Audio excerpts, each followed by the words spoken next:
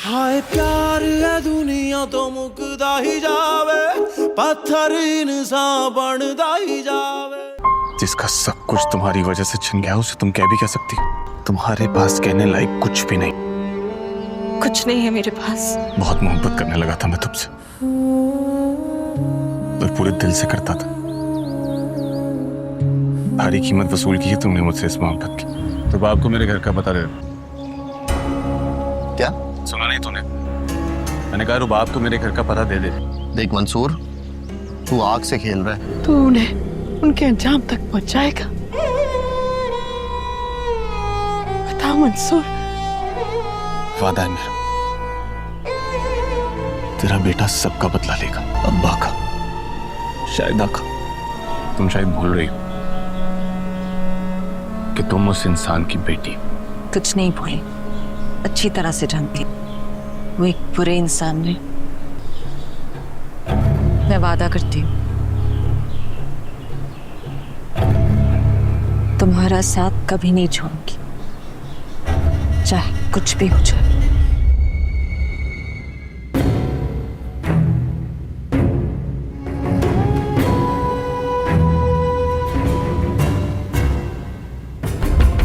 और आगे का प्लान याद है ना? देख, लड़की आएगी साथ? बिल्कुल आएगी। तुम्हारी ट्रांसपोर्ट का और रहने का इंतजाम हो गया। तुम्हारी माँ का ख्याल पार्टी रखेगी। कुछ दिन तुझे मुझसे दूर रहना होगा।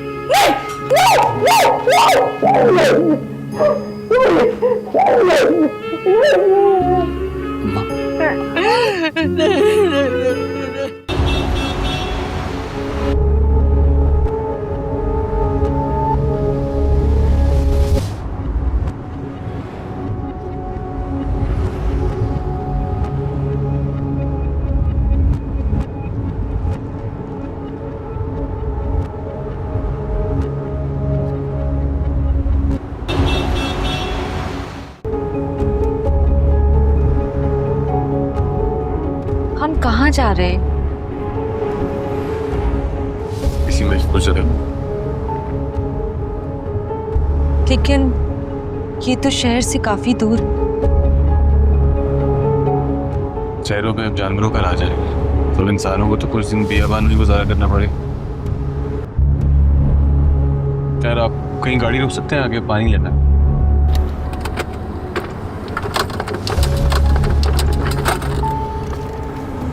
पानी। गाड़ी ना रोकने का हुक्म है, इसलिए गाड़ी कहीं पे भी नहीं रोक सकता।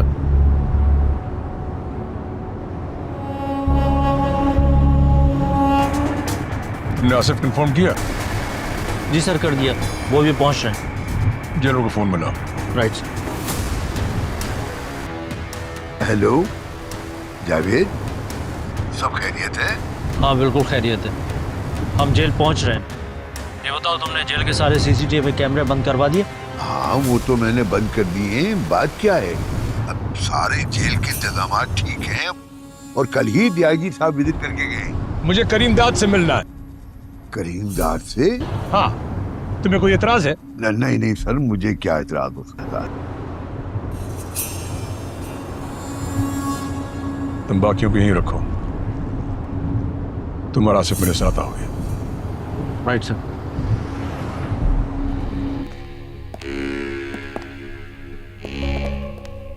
आगा, 5 साल बाद मुलाकात हो रही। 5 मिनट में बैठना चाहूं तुम्हारे पास।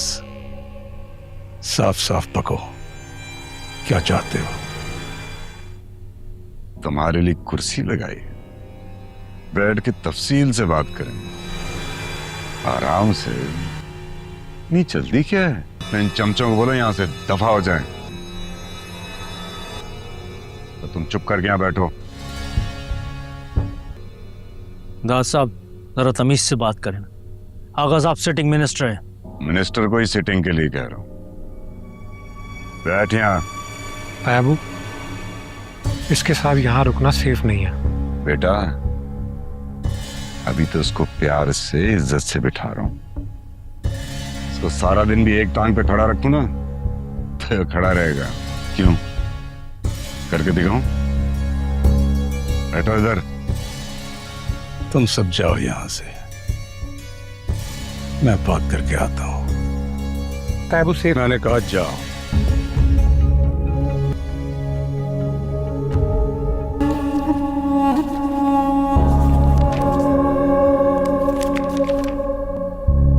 ये सब इंफॉर्मेशन तुम्हें कैसे मिली?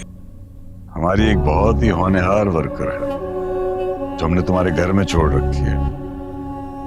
बहुत मेहनती बच्ची है। मैं तो सोच रहा हूं उसको विमेंस लीग का सदर बना दूं। बड़े घर की है और सियासत तो विरासत में ही मिलती है। बहुत पढ़ी लिखी होनहार लड़की है।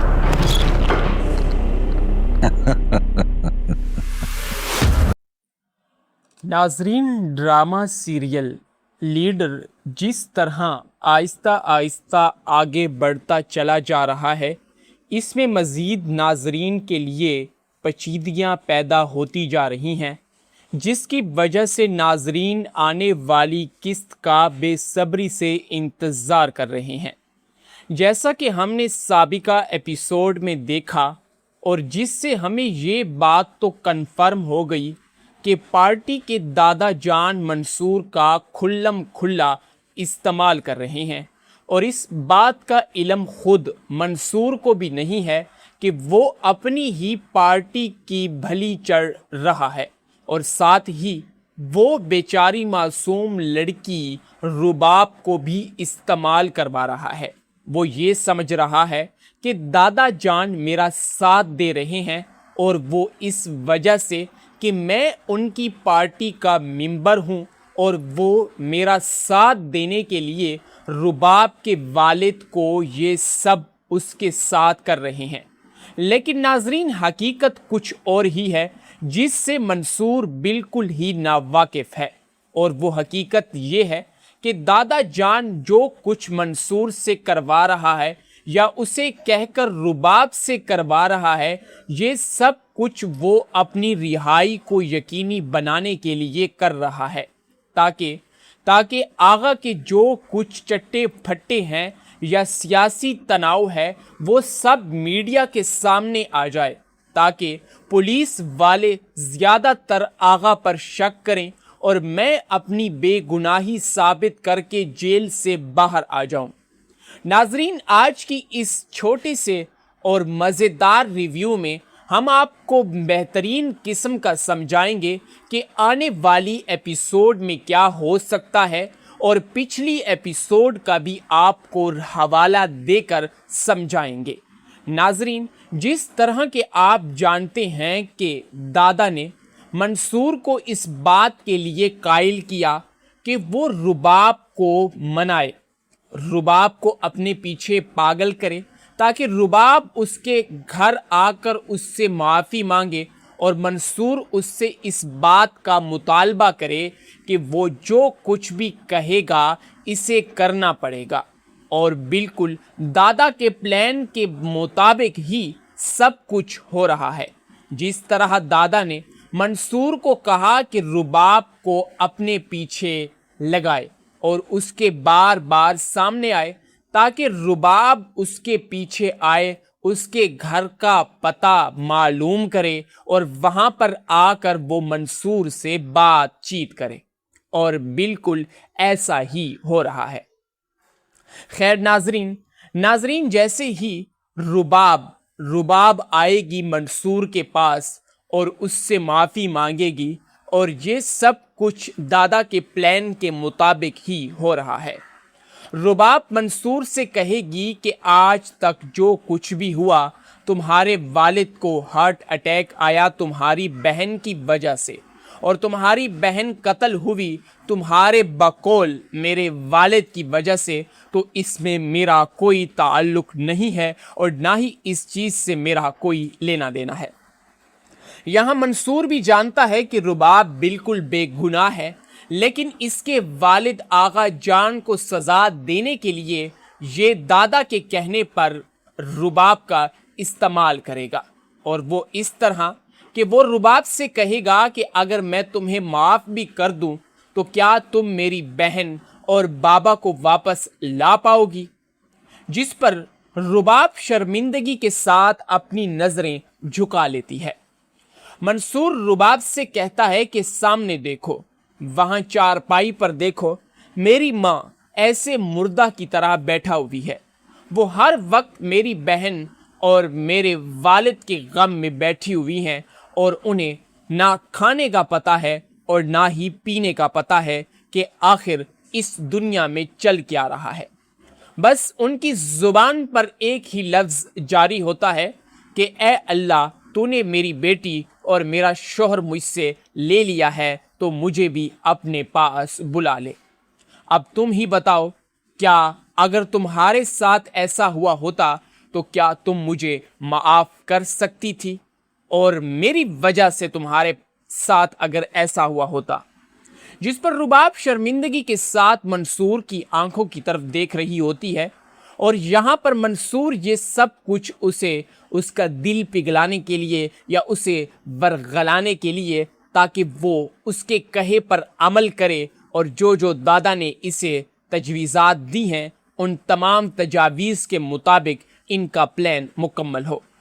मंसूर की ये बातें सुनकर रुबाब के दिल पर रहम आता है और वो मंसूर से बार बार माफ़ी तलब करती है।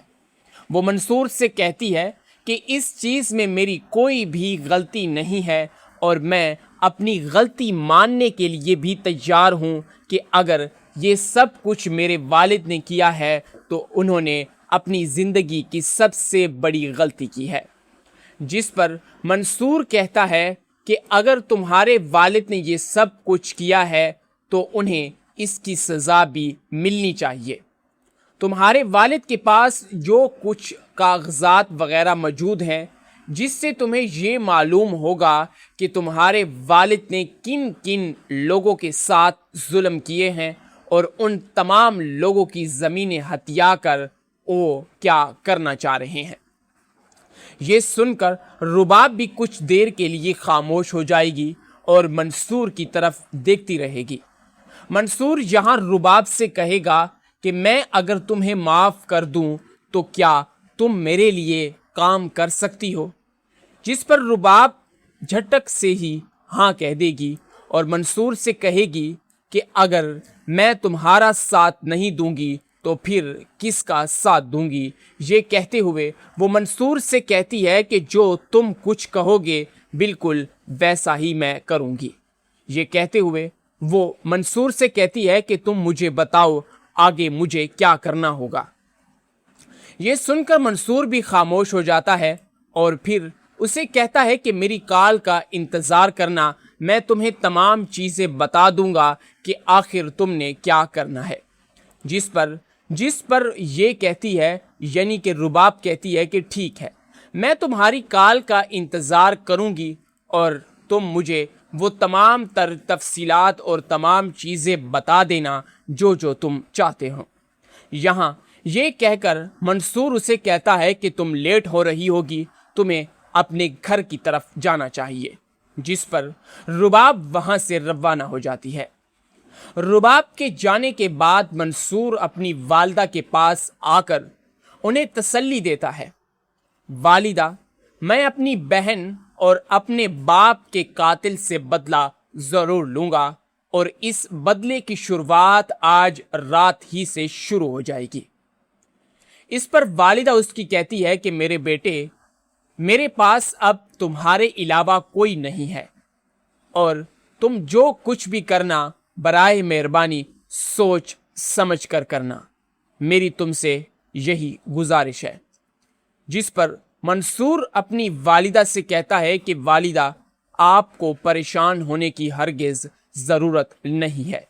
आज से बदले के दिन शुरू हो चुके हैं और आगा के जो दिन हैं वो आ गए हैं। इसी के साथ मंसूर अपनी वालिदा को गले लगा लेता है और कहता है कि वालिदा, आप अब बिल्कुल परेशान ना हो। इसके बाद मंसूर दादा को कॉल करता है कि दादा, आपके बताए हुए प्लान के मुताबिक सब कुछ हो रहा है। जिस तरह आपने मुझे तमाम तफसीलात और हिदायत के बारे में आगाह किया था, उन तमाम तफसीलात और हिदायत पर अमल करते हुए मैंने रुबाब को तमाम चीज़ें समझा दी हैं और काल पर भी मैं उसे समझा दूंगा। जिस पर दादा जान मंसूर से कहते हैं कि बहुत अच्छा, अब जब तुमने रुबाब को कॉल करनी है तो उसके बाद जब उसे तुम वो तमाम तफसीलात बताओगे जो कि मैंने तुम्हें बताई है, उन तमाम तफसीलात के बाद तुम उससे ये कहोगे कि तुम अपने घर से बाहर आओ, हम कहीं जा रहे हैं। जिस पर पहले तो मंसूर को ये बात समझ नहीं आती। फिर मंसूर दादा से पूछता है कि रुबाब की उसके बाद बाहर आने का क्या मतलब है। मुझे इस बात की समझ नहीं आई। जिस पर दादा जान कहते हैं कि मेरे कहने का मतलब ये है कि जो तफसीलात तुमने रुबाब को बतानी है या बताओगे, उन तफसीलात के मुताबिक आगा तो को इस बात का पूरा यकीन हो जाएगा कि मेरे साथ गद्दारी करने वाला या मेरी कागजात या मेरी तमाम तफसीलात का डेटा लीक करने वाला मेरे ऑफिस में दाखिल होने वाला कोई और नहीं बल्कि रुबाब है। अगर इस बात का इल्म आगा को हो गया तो आगा अपनी बेटी को जिंदा नहीं छोड़ेगा। इससे बेहतर यही है कि तुम उससे ये कहना कि ये सब काम करने के बाद वो अपने घर के गेट के बाहर आ जाए।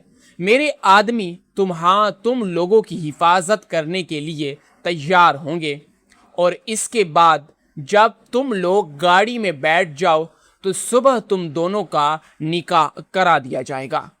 ये सुनकर मंसूर कहता है कि जैसे आपका हुक्म दादा जान, बिल्कुल वैसा ही होगा।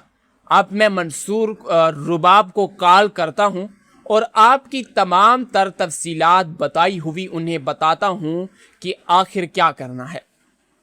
दादा की कॉल काटने के बाद मंसूर सीधा रुबाब को कॉल करता है और रुबाब को वो तमाम तफसीलात से आगाह करता है जो कि उसे दादा जान ने कही थी। लेकिन वो अभी उसे ये नहीं कहता कि ये काम करने के बाद वो घर से बाहर निकले और निकलने के बाद वो उससे कहीं और ले जाएगा। इसके बाद मंसूर की कॉल कटने के बाद रुबाब छुपके से अपने बाप के ऑफिस में दाखिल होती है और वहाँ पर दाखिल होने के बाद वो अपने बाप की तिजोरी का लॉक और लैपटॉप में मौजूद तमाम डेटे को एक छोटी सी डिवाइस में ट्रांसफ़र करती है या ईमेल के ज़रिए किसे ट्रांसफ़र करती है। वो वहाँ पर छुपके से दाखिल होती है। अपना तमाम काम वो बड़ी मुश्किल से करती है और वो डर भी रही होती है कि कहीं यहाँ पर कोई आ ना जाए और मुझे कोई देख ना ले।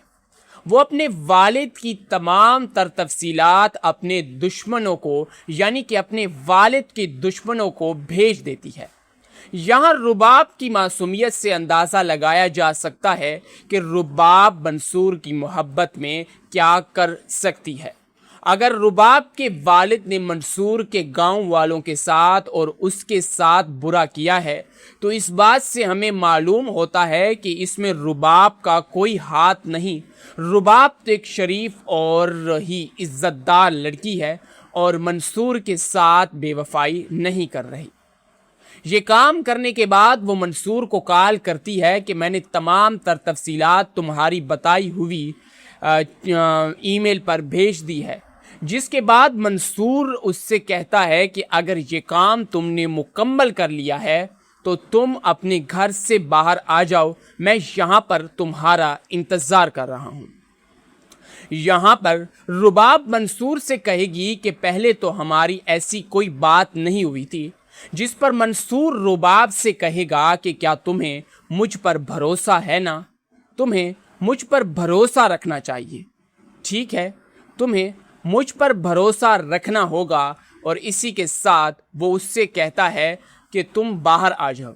रुबाब कॉल कट करके सीधा चुपके से घर के पिछले दरवाजे से मंसूर के पास आती है और वहाँ पर दादा के आदमी भी पहुँच जाते हैं जो इन दोनों को महफूज मकाम तक पहुँचाने के लिए गाड़ी में बिठा देते हैं।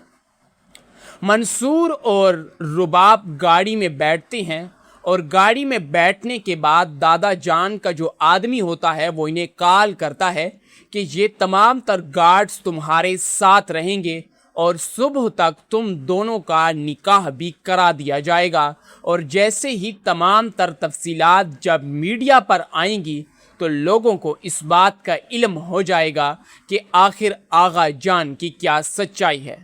لیکن ناظرین، یہاں پر دادا جان ایک کھیل کھیلیں گے اور وہ آغا کو اپنے پاس بلا کر اسے ایک پیشکش دیں گے۔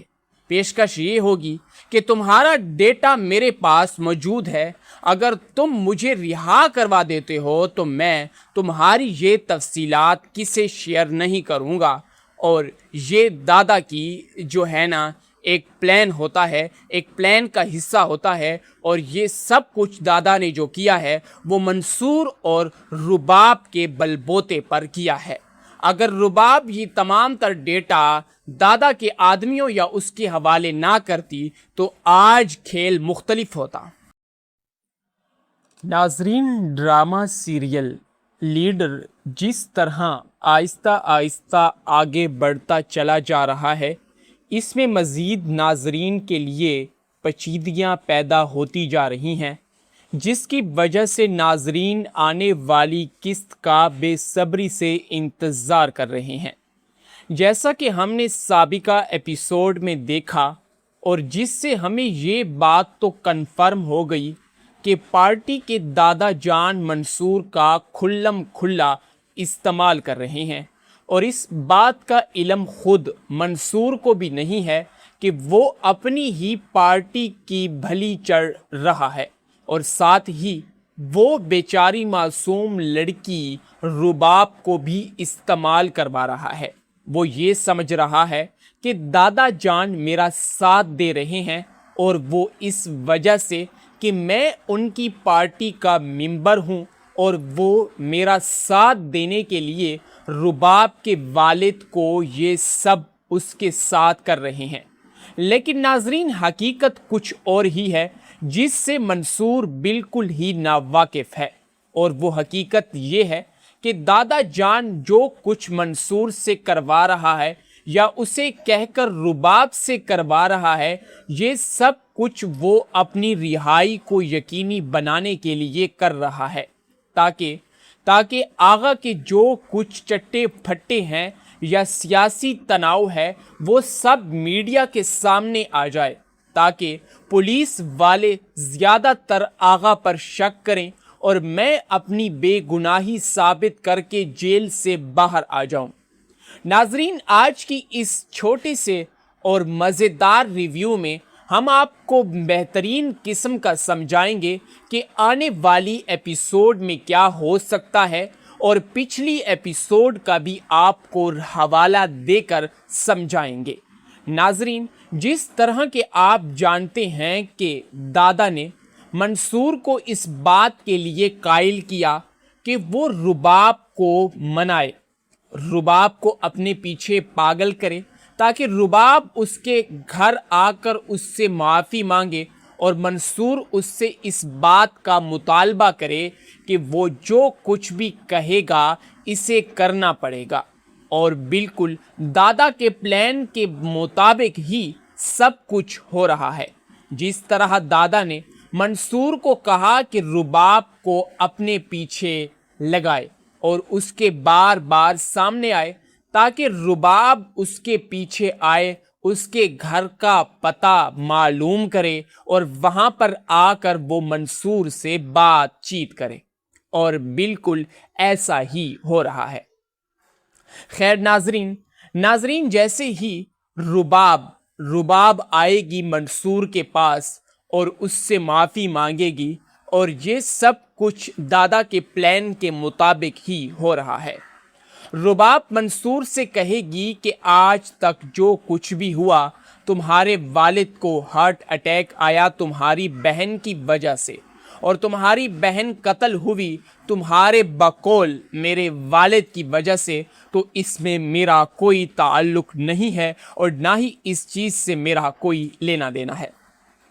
یہاں منصور بھی جانتا ہے کہ رباب بالکل بے گناہ ہے، لیکن اس کے والد آغا جان کو سزا دینے کے لیے ये दादा के कहने पर रुबाब का इस्तेमाल करेगा, और वो इस तरह कि वो रुबाब से कहेगा कि अगर मैं तुम्हें माफ़ भी कर दूं तो क्या तुम मेरी बहन और बाबा को वापस ला पाओगी।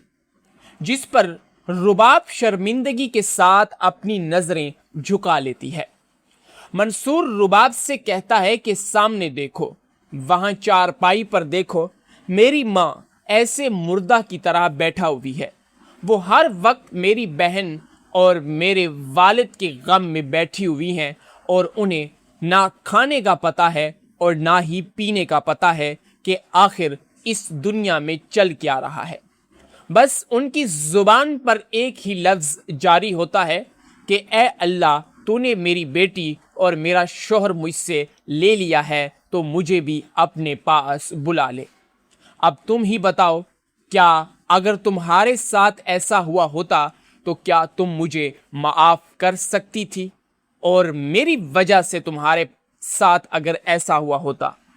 जिस पर रुबाब शर्मिंदगी के साथ मंसूर की आंखों की तरफ देख रही होती है, और यहाँ पर मंसूर ये सब कुछ उसे उसका दिल पिघलाने के लिए या उसे बरगलाने के लिए, ताकि वो उसके कहे पर अमल करे और जो जो दादा ने इसे तजवीज़ात दी हैं उन तमाम तजावीज़ के मुताबिक इनका प्लान मुकम्मल हो।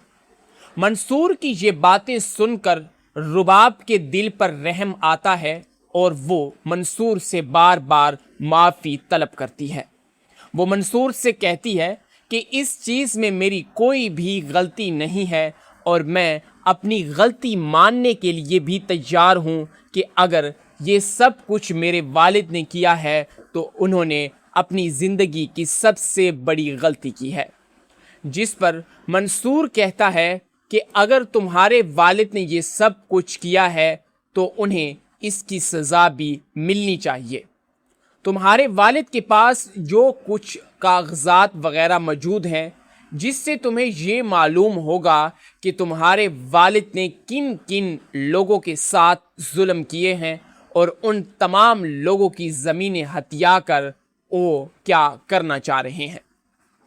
ये सुनकर रुबाब भी कुछ देर के लिए खामोश हो जाएगी और मंसूर की तरफ देखती रहेगी। मंसूर यहाँ रुबाब से कहेगा कि मैं अगर तुम्हें माफ़ कर दूं तो क्या तुम मेरे लिए काम कर सकती हो। जिस पर रुबाब झटक से ही हाँ कह देगी और मंसूर से कहेगी कि अगर मैं तुम्हारा साथ नहीं दूंगी तो फिर किसका साथ दूंगी। ये कहते हुए वो मंसूर से कहती है कि जो तुम कुछ कहोगे बिल्कुल वैसा ही मैं करूंगी।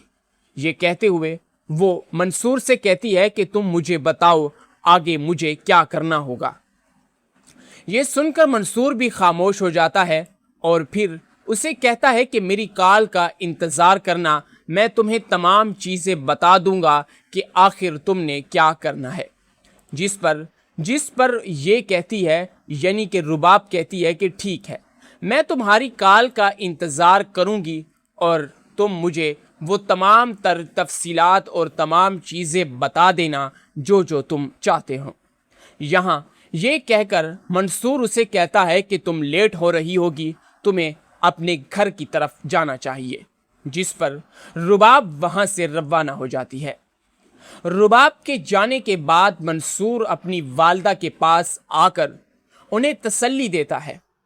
वालिदा, मैं अपनी बहन और अपने बाप के कातिल से बदला ज़रूर लूँगा और इस बदले की शुरुआत आज रात ही से शुरू हो जाएगी।